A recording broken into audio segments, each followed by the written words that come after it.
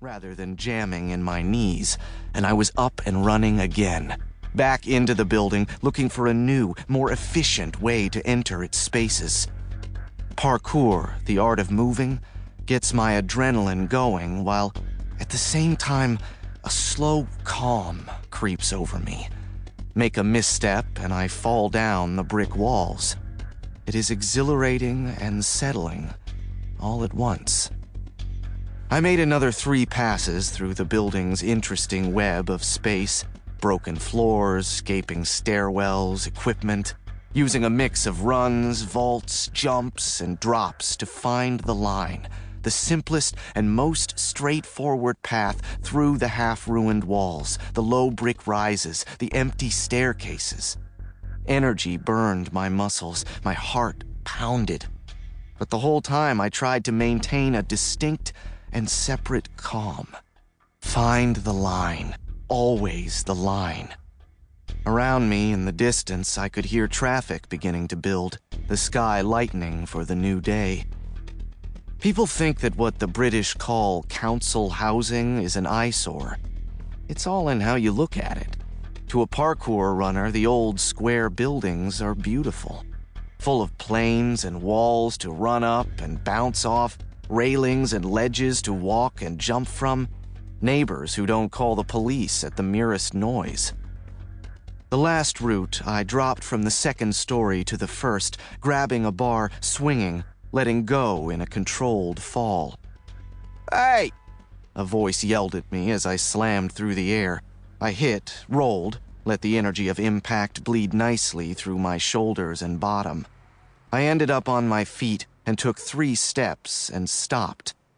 Not a guard, a teenager, watching me. A morning cigarette perched on his lip. "How do you do that, man?" "Practice," I said. "Long, boring hours of practice." "Like a spider," he said, smiling. "My mum and I been watching. She wanted to call the old bill. I said no." "Thank you." I really didn't need the police in my life. Time to find a new place to practice.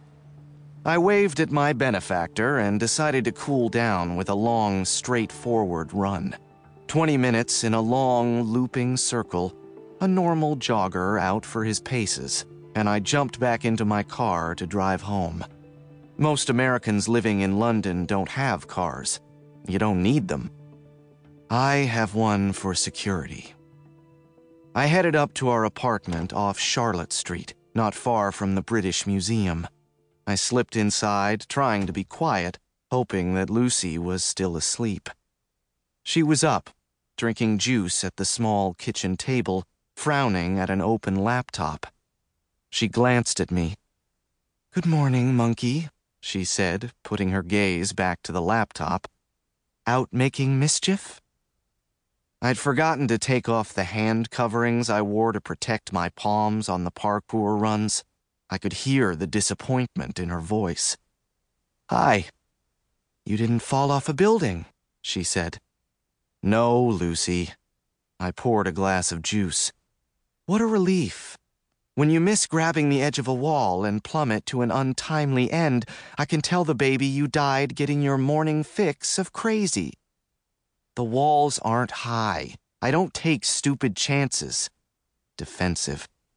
"When I'm expecting, Sam, any chance is a stupid one." "Sorry. Mostly it was a normal jog." I took off the palm protectors, stuffed them in my pocket. I went to the fridge and found a cold bottle of water. I took refuge in it, drinking slowly and steadily. Shower, coffee, then a long day at the office. The adrenaline rush was gone for the day. "Sam?" "Yeah?" "I love you. I want you to know that." "I know that. I love you too." I turned from the refrigerator, looked at her.